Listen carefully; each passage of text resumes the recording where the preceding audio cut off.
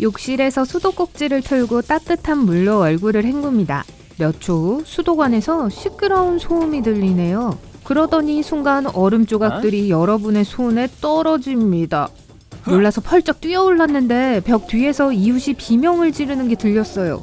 아마 이웃도 샤워 중이었을 거예요. 손잡이를 당기는데 물이 흐르지 않아요. 대신 수도꼭지에서 두꺼운 얼음 막대기가 나오고 있습니다. 보드름처럼 보이네요. 부엌에 가서 물 한 병을 가져왔는데 잔에도 물을 따를 수는 없어요. 물이 얼어버렸습니다. 주전자도 마찬가지입니다. 파이프에서 포효하는 소리가 들립니다. 도시의 모든 물이 얼었고 이로 인해 상수도가 붕괴되었습니다. 원래 물은 구부러진 파이프를 통해 자유롭게 흘러다닙니다. 복잡한 하수도를 통해 위아래로 옆으로 움직이죠. 그리고 나서 물이 얼음으로 변하고 팽창해버렸습니다. 플라스틱 파이프와 금속 파이프는 이를 견딜 수가 없죠. 결국 파이프가 터져버렸어요. 만약 이 물이 다시 액체가 된다면 도시는 즉시 물에 잠길 것입니다. 모든 물은 지하에 축적되었다가 위로 올라오죠. 하지만 지금은 물이 몇 초 만에 얼어서 수백만 톤의 얼음이 거리 아래에 생겨버렸습니다. 전 세계에서 이런 일이 일어나고 있습니다. 그리고 아무도 그 이유를 몰라요. 아마존과 아프리카 사바나의 열대 정글은 높은 대기 온도에도 불구하고 모든 호수, 강, 연못이 얼어붙었습니다. 엄청난 양의 얼음이 지구 전체의 온도를 낮췄습니다. 바싹 마른 사막은 더 추워지고 북극도 더 추워졌습니다. 물을 녹이려고 주전자를 틀어도 작동이 안 돼요. 도시를 먹여 살리는 수력발전소가 고장나서 전기가 끊겼기 때문이에요. 밖에 나가보니 얼어붙은 물병에서 물 한 모금 마시지 못하며 벌벌 떠는 사람들이 보이네요. 도시 분수는 얼음 조각품으로 변했습니다. 공원에 있는 호수는 하키를 할 수 있는 아이스링크가 되었습니다. 밖이 금세 추워져서 벌벌 떨고 계시는군요. 몇몇 사람들이 도시광장에 모닥불을 피우고 그 옆에 병을 두었습니다. 불이 물을 녹여줄 거예요. 여러분은 불 옆에서 몸을 데우고 휴대폰으로 뉴스를 보기로 했어요. 지구의 모든 폭포는 마치 시간이 멈춘 것처럼 보입니다. 지금 바다를 항해하는 배들은 꼼짝 못하고 있습니다. 바다로 가기 위해서는 사람들은 수천 킬로미터의 얼음을 파내야 합니다. 불가능한 일이기 때문에 구조대원들을 태운 헬리콥터가 선원들을 구하기 위해 바다로 날아갑니다. 작은 얼음 조각이 휴대폰 화면에 떨어져 긁힌 자국을 남겼습니다. 차가운 비가 내리기 시작하고 있어요. 다양한 모양과 크기의 얼음이 땅에 떨어져 유리처럼 깨집니다. 모든 사람들이 지붕 아래에 숨어 있습니다. 모든 동물들이 나무 아래로 달려가고 있어요. 얼음으로 된 비가 땅에 내리고 차를 긁고 유리창을 깨뜨립니다.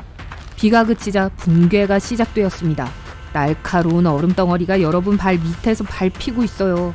자동차는 정상적으로 운전할 수가 없습니다. 도로에는 교통체증이 심각합니다. 물이 얼었던 그 순간 많은 서퍼들이 세계 곳곳의 해변에서 파도를 타고 있었습니다. 여기 큰 파도에 맞춰 노를 젓는 서퍼가 서핑 보드 위에 서 있군요. 파도가 일고 뒤틀리더니 멈췄습니다. 엄청난 속도로 서퍼는 얼음 위에서 미끄러져 떨어졌어요. 물고기를 잡으려면 얼음을 뚫고 조심스럽게 언 물고기를 꺼내야 합니다. 모든 바다 생물들은 살아있습니다. 그저 극저온 수면을 취하고 있을 뿐이에요. 매일 구조대원들은 얼음 속에 갇힌 사람들을 끌어냅니다. 수영을 하고 있다고 상상해보세요. 그리고 주변의 모든 것이 얼어붙어서 움직일 수 없어요. 여러분의 머리에는 이제 살얼음이 가득합니다. 지금 할 수 있는 모든 것은 소리를 지르고 얼굴 근육을 움직이려고 애쓰는 것뿐입니다. 도움을 요청하고 구조대원들이 얼음에서 꺼내주기를 기다리면서 몇 시간을 보냅니다. 대형 선박의 화물 운송도 중단되었습니다. 현재 각종 상품과 천연 자원의 수출입은 불가능합니다. 석유가 배로 빠르게 운반될 수 없기 때문에 일부 국가에서는 연료 부족이 발생하게 되었습니다. 다른 나라에서는 채소와 과일을 충분히 얻지 못하고 있습니다. 따라서 물가가 높아지게 되었으며 세계 경제도 불안정해집니다. 사람들은 병으로 물을 녹이기 위해 가정용 히터를 사모았습니다. 상수도 공급이 중단되고 모두 양동이를 들고 밖으로 나가 하늘에서 떨어지는 얼음비 조각을 모읍니다. 쇠 양동이에 그 얼음을 녹이고요. 도시에서 수력발전소가 아직 복구되지 않았거든요. 여러분과 다른 주민들은 얼음을 녹이기 위해 바로 길거리에 모닥불을 피웁니다. 한편 바다에서는 진정한 재앙이 일어나고 있습니다. 해초와 식물성 플랑크톤은 이산화탄소를 흡수하고 산소를 방출하는 역할을 합니다. 이 과정 덕분에 신선한 공기의 50% 이상이 지구에 공급되는 거고요. 지금은 모든 것이 얼어붙었기 때문에 산소 생산이 중단되었습니다. 몇 달 후 사람들은 점점 호흡 문제를 알아차리기 시작할 겁니다. 이산화탄소가 대기 중에 점점 더 많이 축적되고 있습니다. 그리고 이것 때문에 파란 하늘이 회색으로 변하고 있어요. 비는 더 이상 숲과 정글을 먹여 살리지 못하고 있습니다. 오히려 파괴하고 있죠. 나뭇잎 식물들이 얼음 덩어리 아래에서 찢어지고 있어요. 농사도 망치고 있고요. 전 세계 사람들의 식량 공급이 바닥나고 있습니다. 화산은 많은 이산화탄소와 열을 배출합니다. 얼어붙은 모든 물을 녹일 수는 있지만 수백만 년이 걸릴 겁니다. 지구의 온도가 떨어져 녹는 속도가 느려졌습니다. 남쪽 나라들의 해안에서는 얼음이 서서히 녹기 시작하고 있지만 이것만으로는 지구를 재난으로부터 구하기에 충분하지 않습니다. 가장 파괴적인 사건들은 물이 아닌 육지에서 일어났습니다. 언덕과 산기슭에 위치한 도시에 사는 사람들은 대피를 하고 있어요. 산과 지하에 호수와 강이 흐르고 있기 때문에 주민들은 가능한 한 멀리 집을 떠나고 있습니다. 이 모든 물이 얼면서 지하 통로 안이 팽창하기 시작했어요. 도시의 수도 파이프에 생긴 것과 같은 일이죠. 그리고 산 안에서 모든 것이 무너지기 시작하면서 산사태가 시작되었습니다. 바위와 언덕이 작은 마을 위로 굴러 내려갑니다. 지진은 나무와 집을 지하로 꽂아버립니다. 이건 지구 곳곳에서 일어나고 있는 일이에요. 얼음비로부터 벗어나기 위해 사람들은 가벼운 금속으로 우산을 만들었어요. 만약 날씨가 나쁜데 밖으로 나가기로 했다면 금속 우산에 떨어지는 얼음의 소리가 귀가 먹먹할 정도이기 때문에 헤드폰이나 귀마개를 필수적으로 착용해야 합니다.